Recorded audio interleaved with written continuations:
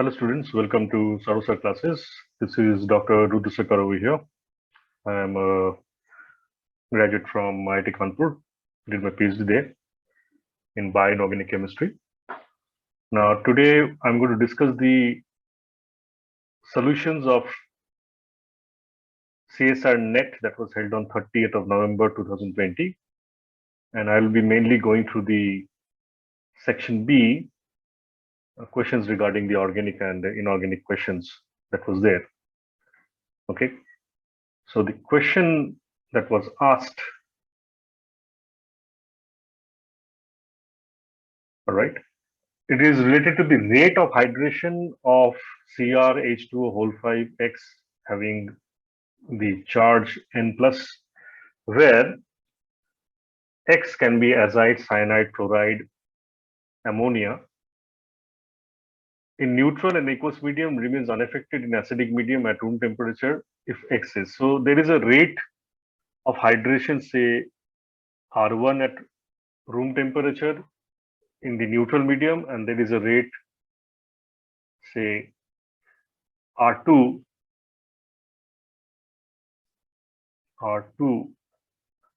in the acidic medium. Now, the question they are asking is how these rates will be affected. How these rates will be affected if the ligand are changed. If the ligand are changed. So the concept here is actually related to hydration of complexes in presence of, say, a basic or acidic medium, wherein one has to remember that the substitution rate will be increased if the X attached to the chromium is having extra set of lone pairs apart from the lone pair that it has already donated to make a coordinate bond to the chromium. Okay, so if we now consider this reaction wherein the chromium is joined to X, and in the presence of an acidic medium, if X has extra lone pairs, then it can get protonated. What will happen for this? Now the CrX bond obviously will get weakened on protonation of the ligand.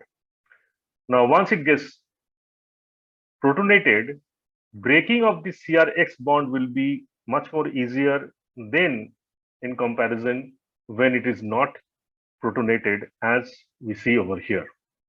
Okay, so we can say that ligands which have lone pairs, okay, and if the reaction is taking place in acidic medium, then the water will replace the X molecule much more faster than it will do in a neutral medium. Now, let's have a look at the ligands given. Azide, it will be having extra lone pairs. If you look at the Lewis dot structure, fluoride obviously will be having 3 lone pairs on it, apart from the one it is donating. Okay. CN obviously has a lone pair on nitrogen. Okay. But in case of ammonia, N has only one set of lone pair and hydrogens have no lone pairs. Okay. So here the N, after its donation of lone pair to the chromium, it has no extra set of lone pairs that can be protonated in presence of an acidic medium. Hence, whether you carry out the reaction in acidic medium or you carry out the reaction in neutral medium, it will have no effect on the rate. So obviously our answer will be over here 4. Let's go for the next question. It says the first ionization energies of the metals follows the order. Now the ionization energies, as we have been studying from an elementary level, they obviously fall when we go down the group. So one should have expected over here that the Z will be having the higher ionization energy followed by the cadmium, and then that should be followed by mercury, which obviously lies below the group among all these. So we should have expected the one should be answer, but here in reality, actually mercury is having much more higher ionization energy than that of zinc. Okay, because mercury, being a heavy element, it will undergo relativistic contraction, right? Which means that its valence electrons will be much more tight held by the effective nuclear charge coming from the nucleus. All right. And because of that, we will see that there is an anomaly in this particular group where the mercury will be having the highest ionization energy, which will be followed by zinc and obviously followed by cadmium. So here the answer will be 2. In the next question, the red color of the gem ruby is predominantly due to oxide to aluminum charge transfer, oxide to chromium charge transfer, red emission phosphorescence of chromium 3 plus ions, red emission phosphorescence of Al3 plus, fluorescence of Al3 plus ions. Now, two things over here. For a charge transfer to happen from a ligand to a metal, the metal should be in the high oxidation states. Okay. Now, if you remember some charge transfer complexes such as chromate and dichromate, or say the manganate, then we will say that these particular metal ions, they are in the oxidation states of 6 for chromium and 7 for manganese. Okay. So for this reason, such type of ligand to metal charge transfer will not occur when we have metal in such low oxidation such as say aluminum 3 plus and chromium 3 plus. So first two options obviously will be incorrect. However, for option 3 and 4, the explanation is, for that we have to consider the Tanabe-Sugano diagram of D3 system of chromium. Okay, because chromium 3 plus is a D3 system. Now, what is basically a ruby? A ruby is a gemstone wherein, this is the Tanabe-Sugano diagram. It is a gemstone and wherein the chromium 3 plus ions are actually present isomorphously, okay, in the lattice of Al2O3. Now, whenever a chromium is replaced or replaces a Al3 plus ions, chromium being larger in size, so the oxygen chromium bond, okay, will be much more shorter than that of the aluminum oxygen bond, which means the ligand is getting,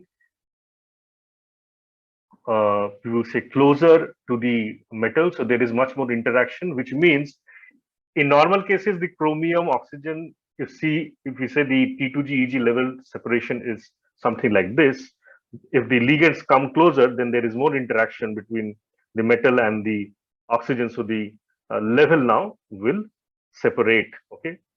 So if there is more interaction, if there is less interaction or bonds are longer, then the gap is like this. If there is more interaction, the gap will increase. So that is why there is this huge splitting between the T2G and Eg, and we get this unusual red color.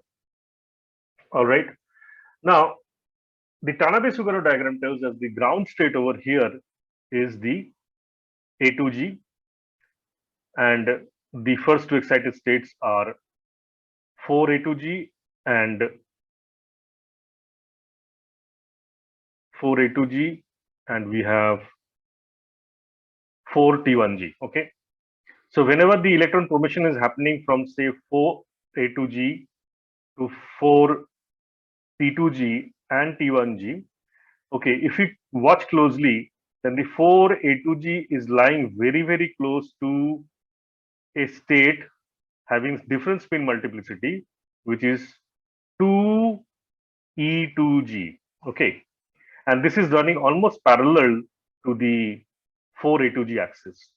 So what happens when the electron is being promoted from the ground state 4A2G to this 4T2G, because this is lying very close to 2E2G, so an intersystem crossing takes place. This B is indicating the intersystem crossing taking place from 4T2G to 2E2G. And once this happens, why this happens? Because the energy differences between the 4T2G and 2E2G, okay, this is very close to the lattice vibrational modes that is present in the crystals of ruby. So because of this, the photons of red light are slowly emitted by phosphorescence, because if there is a light emission happening from a multiplicity that is different from the ground state, then obviously the phenomenon will be phosphorescence. So that is why C is the answer over there, or 3 is the answer over there, as we can say. And this is now called a simulated emission. What also happens is that the light starts bouncing. Okay, light of same wavelength starts bouncing between the mirrors of the chromium. All right, and what will happen, that light will now come out of the crystal of ruby, and all this light will be now in same phase. Okay, so because of that, that we will say there is a monochromatic light, and there is a huge intense beam of light coming from the ruby, okay, which is red color. It is also called pigeon blood red. Okay, so that is how ruby stones are called. However, if the another information, if the chromium ions there is less amount, then obviously that same ruby will not look like red, but it will be like a pink. Okay, so these things are there. Okay, the ratio of the chromium that is present inside the crystal decides what kind of color or shade of color you will get. So in the next question, it has been given to find out the correct pair among the following in which each species show orbital contribution to the magnetic moment. Now for that, it has to be kept in mind that only species will show orbital contribution when they have a unsymmetrical T2G or T2 uh, configuration in a octahedral or tetrahedral complex. Okay, which means that the T2G level and the T2 level should not have 3 or 6 electrons in them. So what we will do is we will assign the oxidation states and then try to find out what are the electronic configurations in such tetrahedral and octahedral field. So over here we see that the cobalt is having -2 charge. That means it is having oxidation state of 2. For nickel it is +2 charge, so also oxidation state 2. Correspondingly, there will be D7 tetrahedral field and D8 in octahedral field. So here we'll have E4, T2, 3, and for D8 it will be T2G6, E2, EG2. That means here we have 3 electrons and here we have 6 electrons. So obviously it is not going to show orbital contribution to the magnetic moment. For nickel, it is a tetrahedral complex. Again, 2 will be the oxidation state. For cobalt, it will be 4. Okay. Hence, the electron, it will be a D8 system in tetrahedral field and D5 system in octahedral field correspondingly. So the electronic configuration will be E4, T24. So it is unsymmetrical filled in the T2 level. And then it will have T2G5 and EG0, which means again we have a unsymmetrical filling in the T2G level. So these complexes both will be showing orbital contribution to the magnetic moment.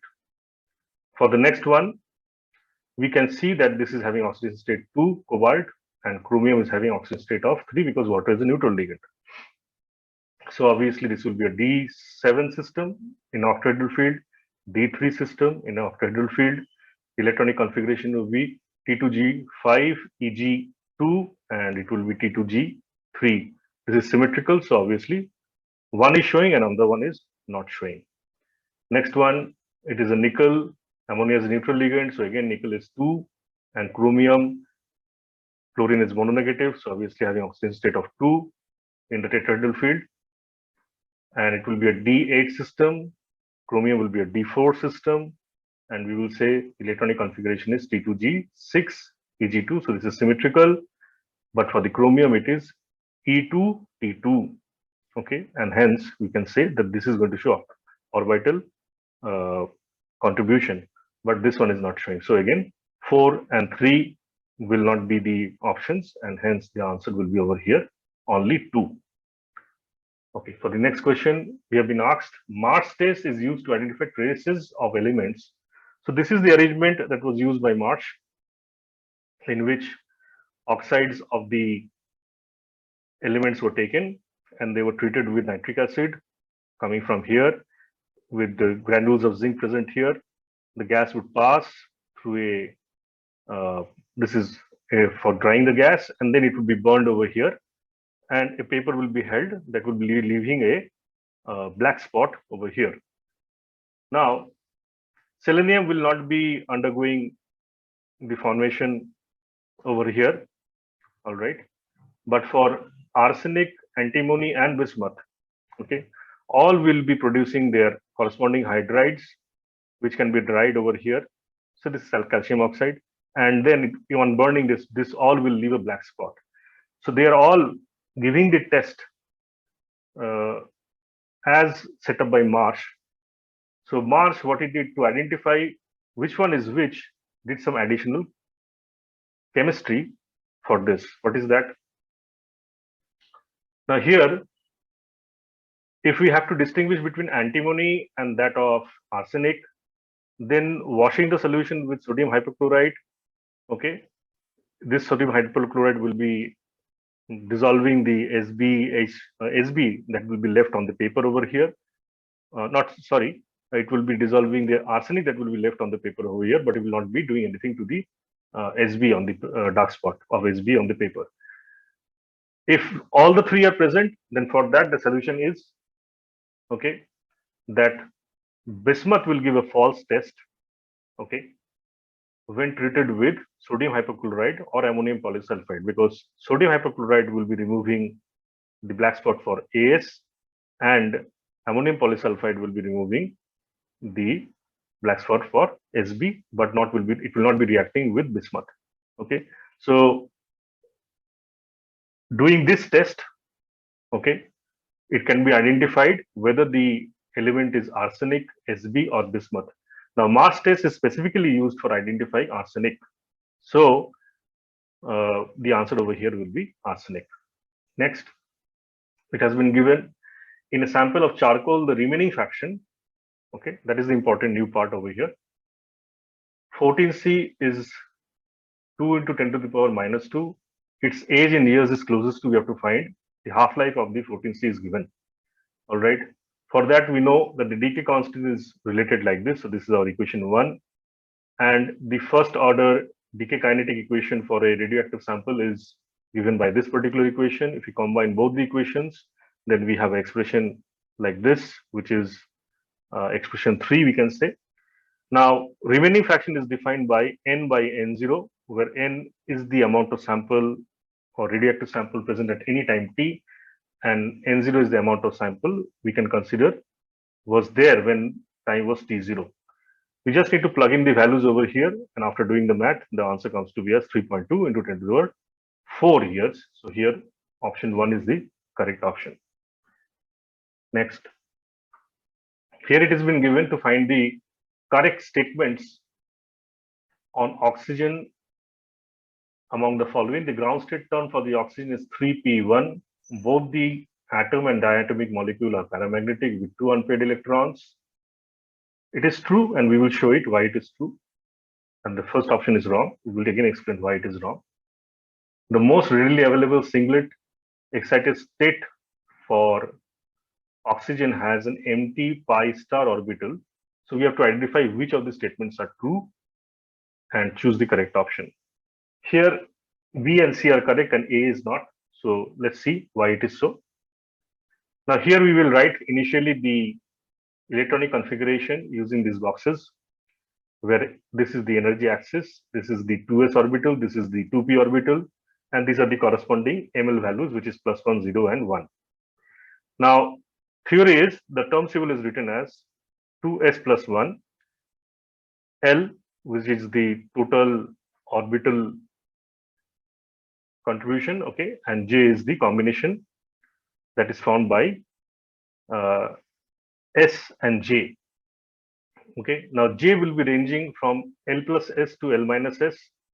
For a more than half filled system, we have to take J to be as L plus S, and we will plug in the value here. For a less than half filled, we will have J equal to L minus S. So all we have to do now is calculate what is S and what is capital L. Okay, for that the rule is that we have to ignore for calculation of S any closed cell that is there. So this is the closed cell, so 2s will be ignored over here. It spins, but we have to add the spins that is here because this is not a closed cell. So once we do that, the total spin multiplicity, which is S, given as over here.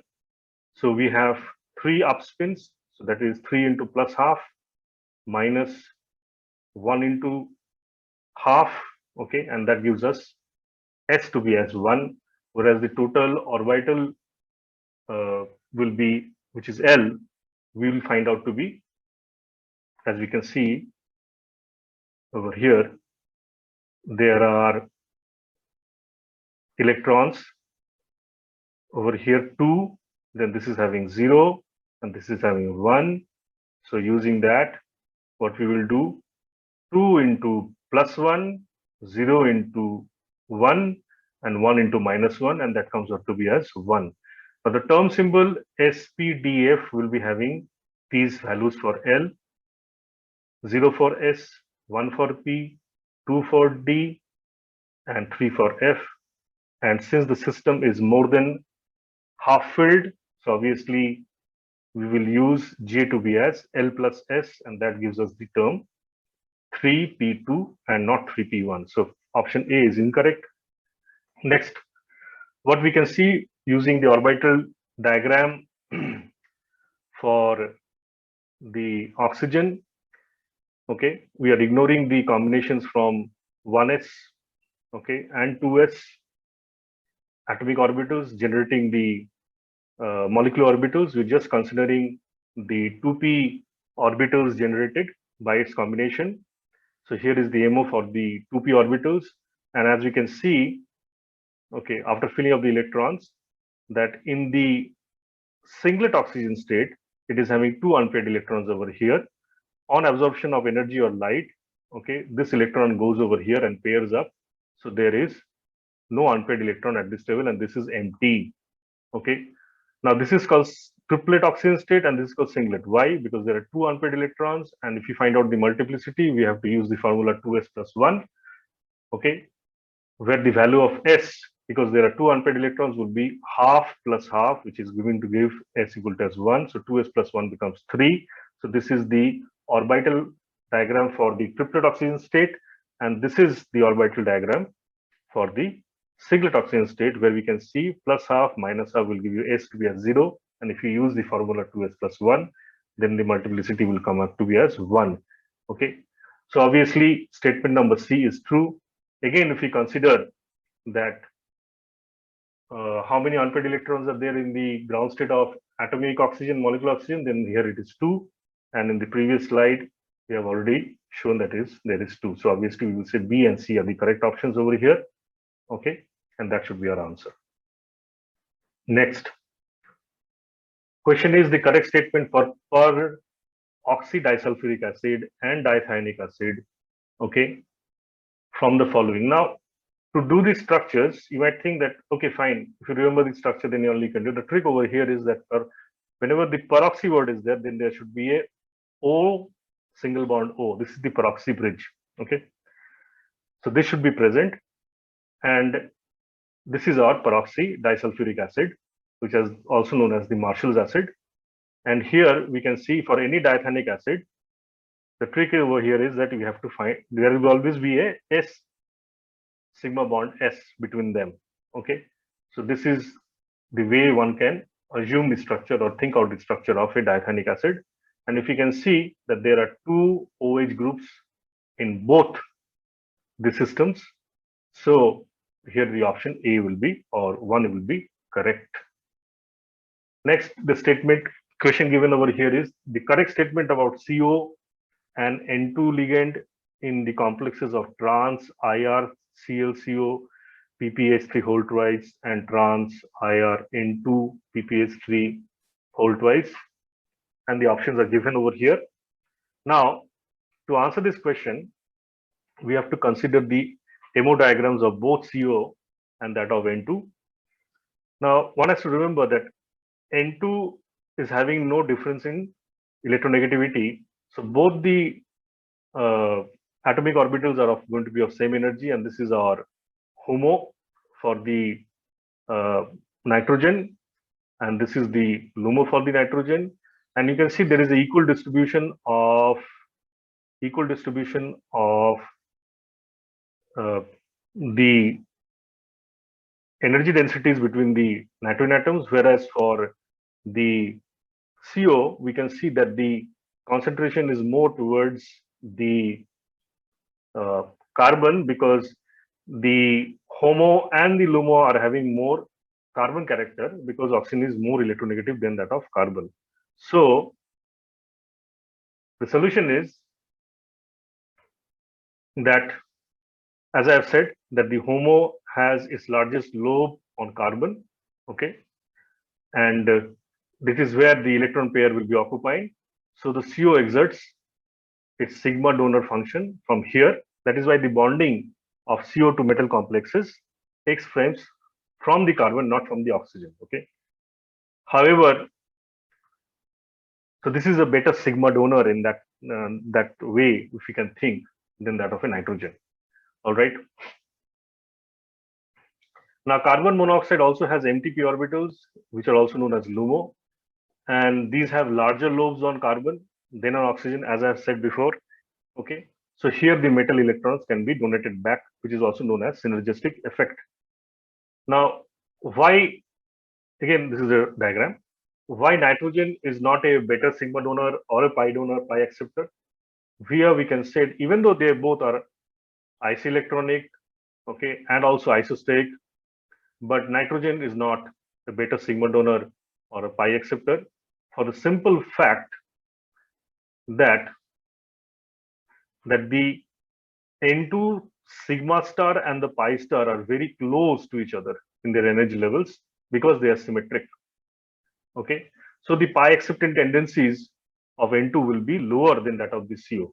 So here, obviously, considering these facts, we can say that option 4 over here is going to be correct. Next. Here the question is, among the following divalent metals, which forms a polymeric compound when the ligand used is H5, C5H5 minus, that is a cyclopentadienyl anion.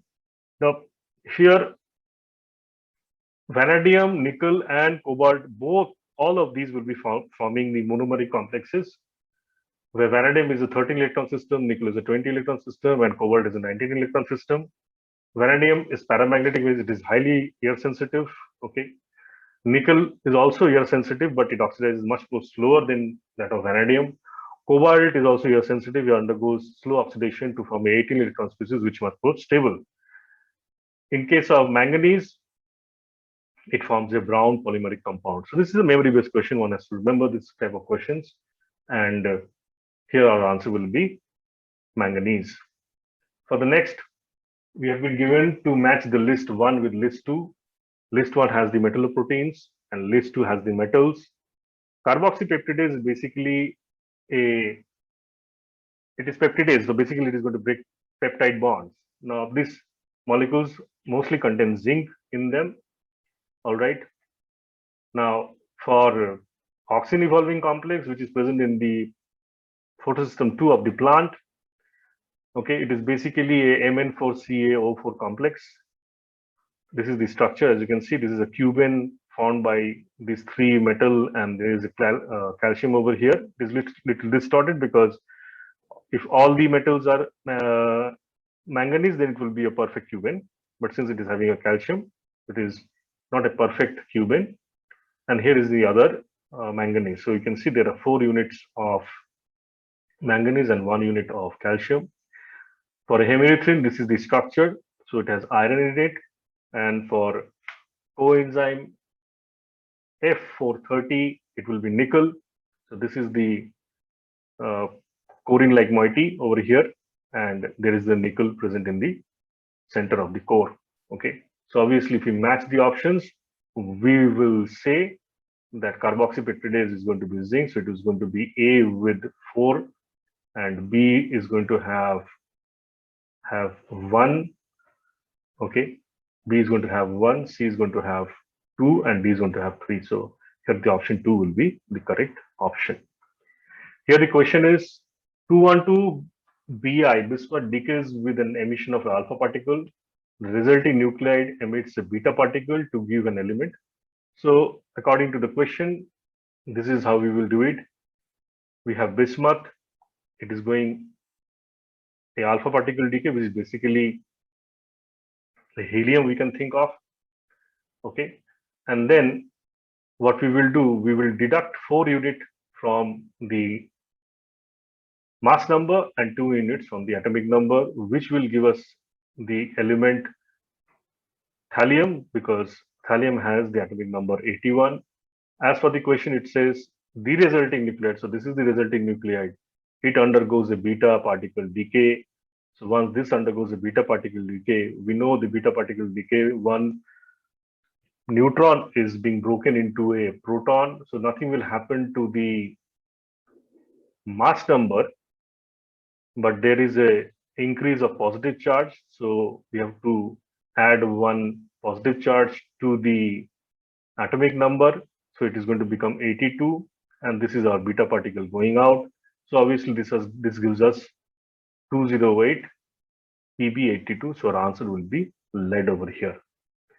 In the next question, it is given, consider the following statements with respect to the Jacobson catalyst used for the oxidation reaction. It has the following options are manganese 3 complex, a silane type ligand, cobalt 3 bromide complex, 1 nitroso, 2 naphthol type ligand, square pyramid geometry, square planar geometry. We have to choose which of these options are correct. Now, this is the Jacobson catalyst. As we can see, it is having a manganese. Here, N is a neutral donor and O are mononegative, and chlorine is also mononegative.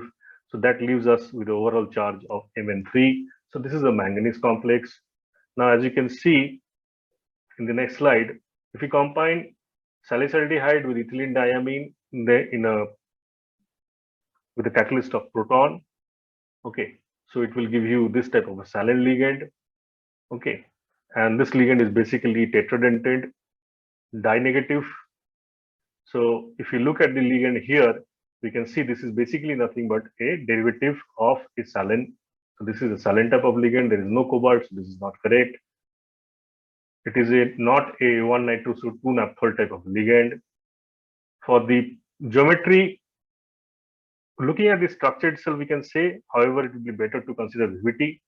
This is the square plane found by the nitrogen N2O2 donors, okay, and there is a chlorine coordinated axially to the Mn. So this is a square pyramidal geometry, and for that, we know the charge on Mn is 3, so it will be a D4 system.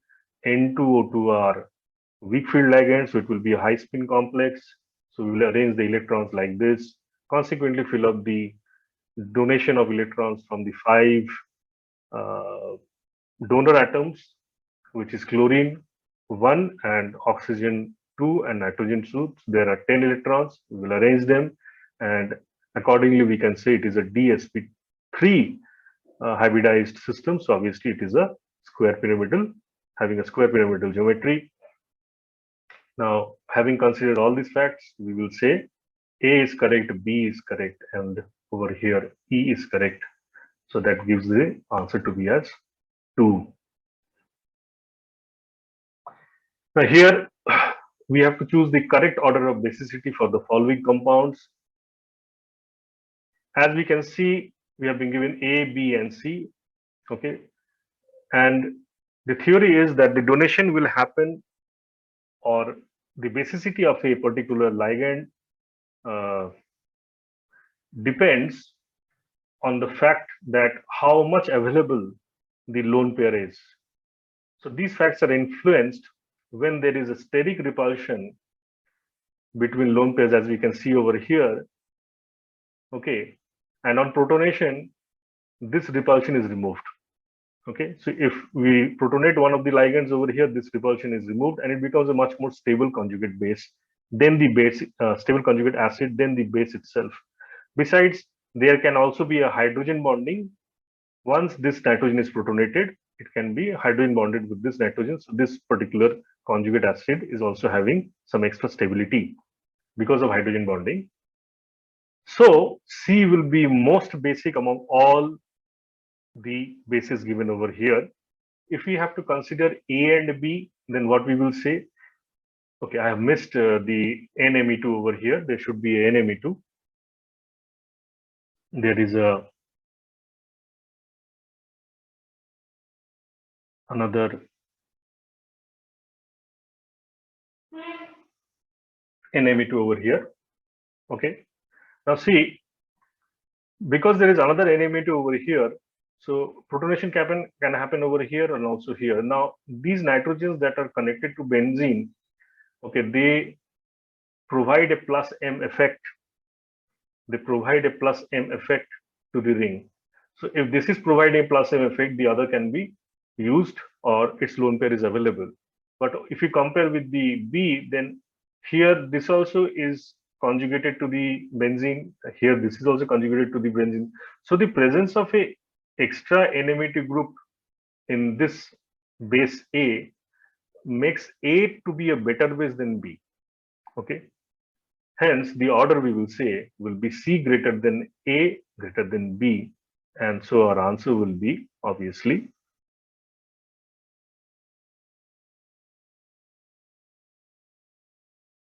C will be greater than, okay, it is hidden over here. So it will be C greater than A greater than B. Okay. For the next, we can see over here, it is given the most suitable reagent to affect the following conversion.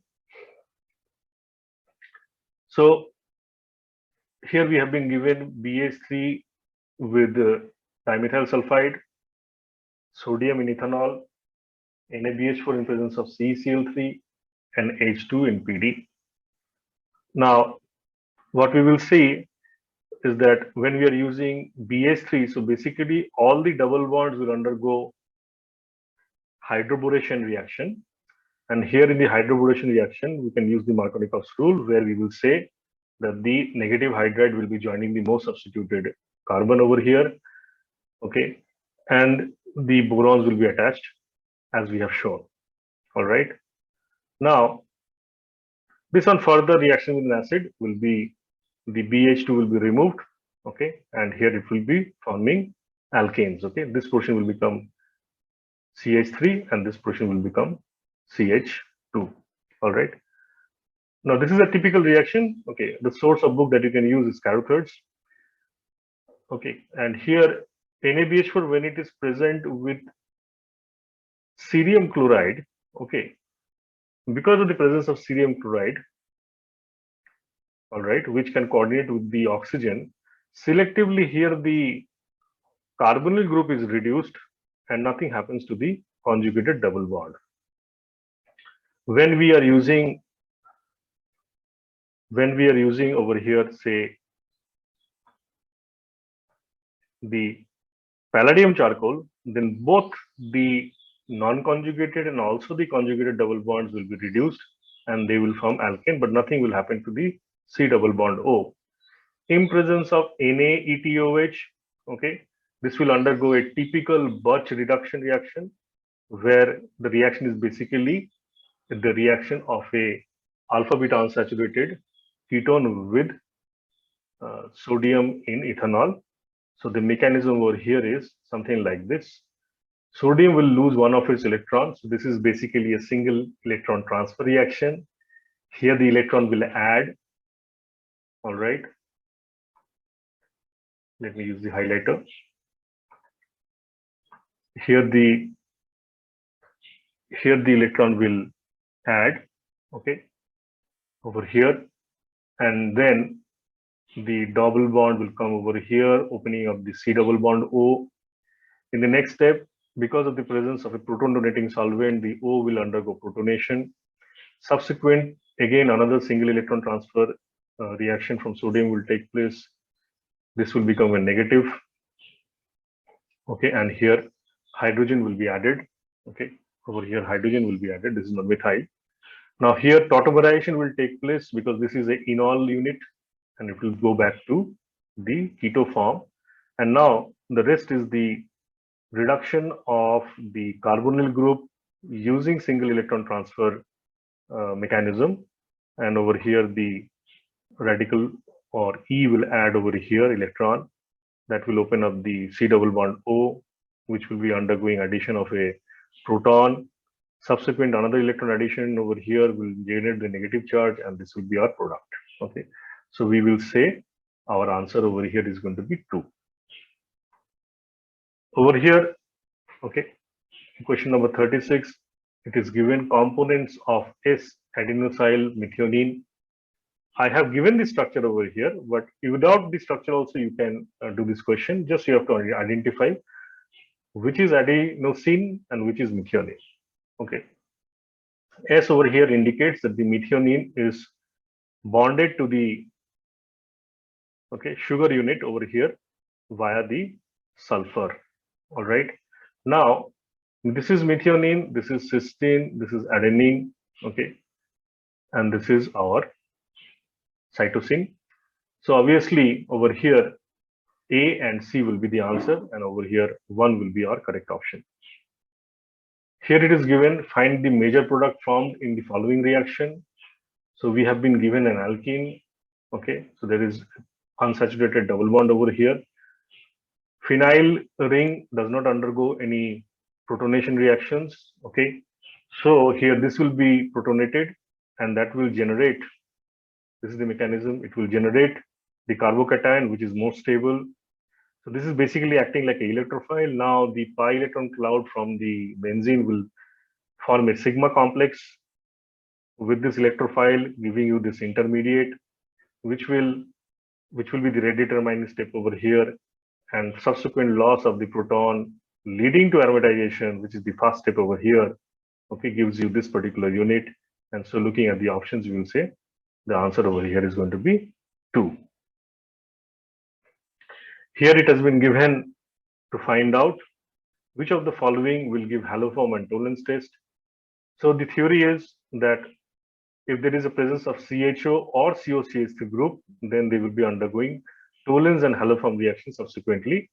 However, one should keep in mind that if there is a COH CH3 group also, then also under haloform reaction conditions, because this is having hyperbromous acid, okay, it will oxidize the COH CH3 to COCH3, and subsequently that ketone will then undergo, or a ketomethyl group will undergo the haloform reaction.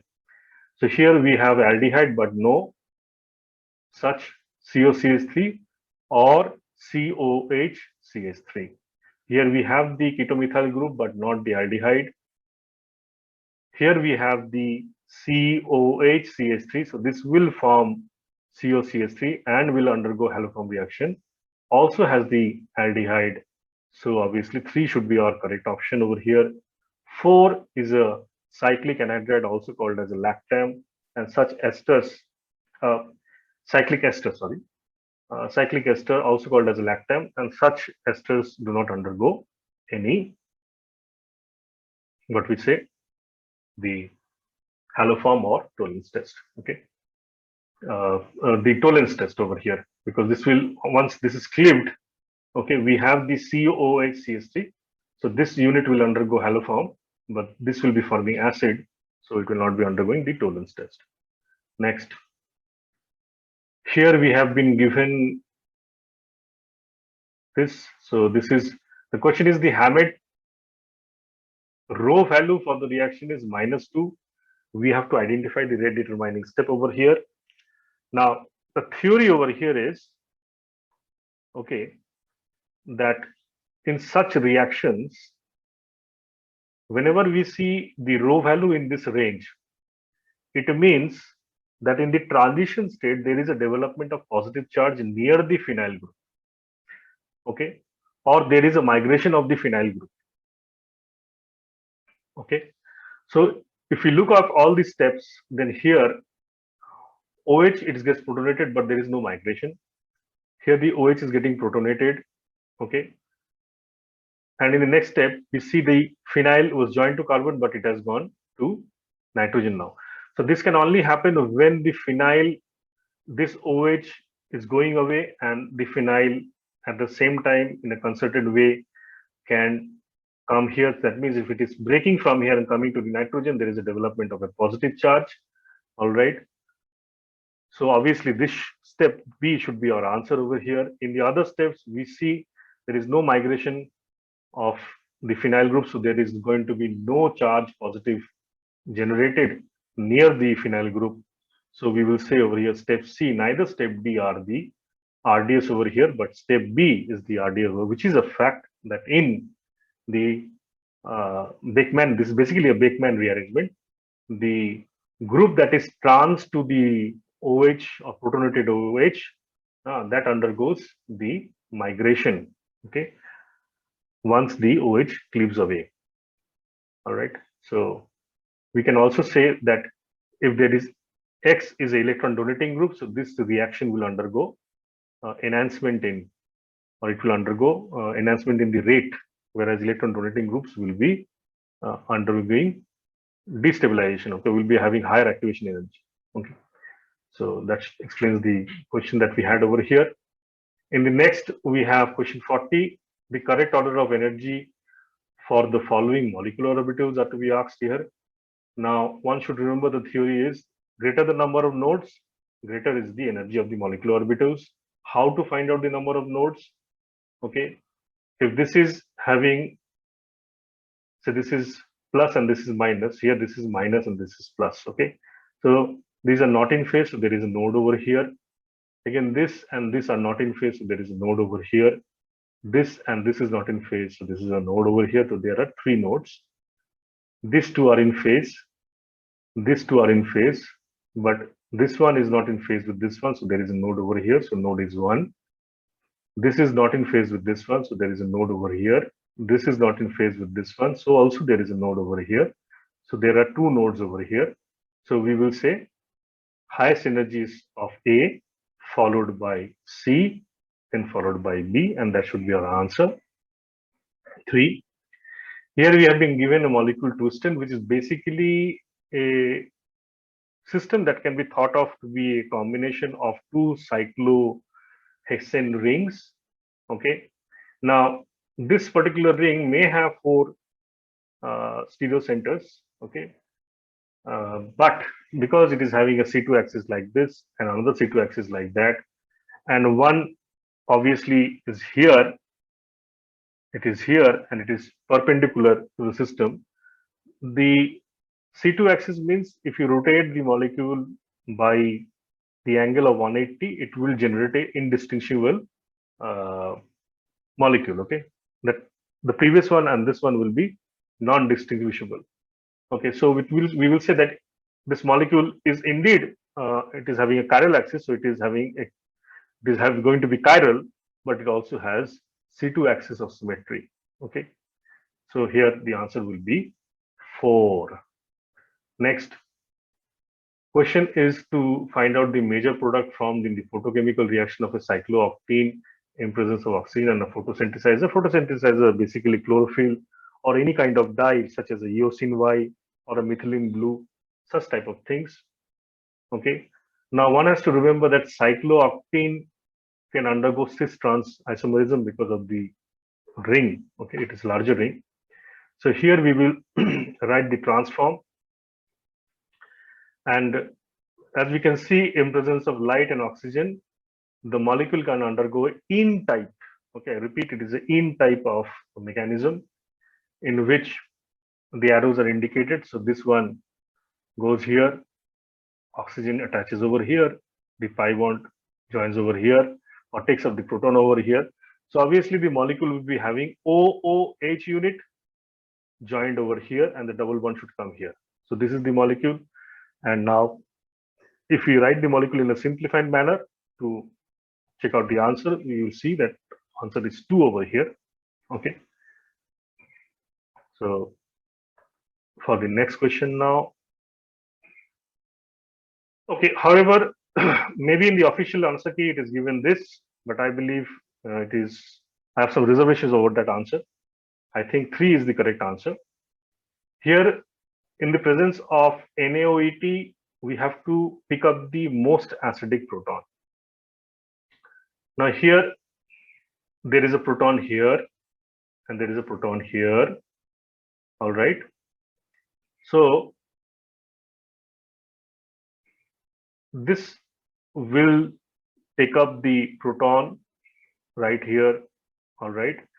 And this can undergo resonance via donation of electron here and that opening up over here. Okay. However, if you generate the negative charge over here, because there is a OET group attached to the carbonyl, so it is showing some plasma effect. So the stability of this carbon ion will be more than if you put the negative charge over here.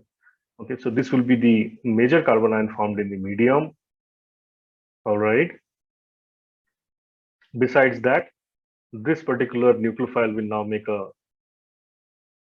nucleic substitution reaction with the molecule given over here, which will be of SN2 type, and the molecule generated will be having a structure something like that. And for that, we can say we have the answer is going to be 3. Okay. Next, the major product for the following reaction is given over here, and we have to identify the products. Okay. Interestingly, most polycyclic fused benzene systems like this, okay, aromatics like this, especially the anthracene, they have this unique reaction with bromine or with any other diene, that the reaction takes place at the 9-10 position. This is the 9 and this is the 10 position. Why it is happening? Here is the reason. So obviously our product over here will be this. Okay. Now why it is happening? Let me explain. Okay, here each of the benzene rings, you see this benzene ring, it is having this energy, 36 kilocalorie per mole. Whereas the resonance energy for 2 naphthalene systems, that means this unit, it is having the energy of 81 calorie per mole. The resonance energy of 3 will be this. If you see, it is not exactly like 36 into 2 and we get the value of resonance energy of naphthalene. Okay, it is not like that. Neither it is for anthracene. That is the first point. Second point is, now if we add the bromine, to the anthracene in the 9-10 position, you are left with a benzene ring like this and a benzene ring like that. So that means the resonance energy over here will be 72 kilocalorie per mole. Okay, and these are not fused together to each other. Okay, they're not conjugated to each other. So these are 2 separate benzene rings. However, if you do the addition here, explanation is now you're left with the naphthalene unit. Okay, please understand. You're left with a naphthalene unit, which is having a resonance energy that is going to be 61. So which is more stable, 72 kilocalorie per mole or 61 kilocalorie per mole? Obviously, we will say 72. Hence, from this energy factor itself, we can explain that why the addition is going to preferentially take on the 9-10 position. All right. So obviously, 1 is going to be our answer. Here the question is the compound that will show 6 signals in a proton decoupled 13C NMR spectrum. Now, the rule over here is for a proton decoupled, we just have to find out the carbons that are in different environment. Okay. For the first molecule, you see we have A type here, A type here, and A type here. This is B type, B type, and B type, and we have the C, C, and C type. So there are 3 different type of carbons. So 3 signals will come. For this one, we have a A type because this is axial. Then we have a B type. These 2 are C type. These 2 are D type. We have E type here, and F here. Okay, that means we have 6 different type of carbons. So it should be giving 6 signals, and obviously this should be our answer. However, let's check out the other options. We have A type, B type, C type, D type. Okay, so there are 4. So that should not be our answer. We have A, that is A type, B type, C type, and D type. Okay, again we are having 4 different type of carbons. So again, we're going to get 4 signals. So obviously here the answer is going to be 2. Okay, I hope this clarifies all the questions that were asked in the 30th November of CSR Net section B, the inorganic and organic part. Okay, I'm your mentor from Sorosar classes, taking the organic and inorganic part. We'll be upcoming with the section C part, solution of the CSR Net exam conducted on 30th November. Okay, so I hope this will help you a lot, and keep visiting to Sorcerer classes. Okay, I will be leaving the address and the contact details of Sorcerer classes in my notification. Okay, so thank you for listening. Have a great day.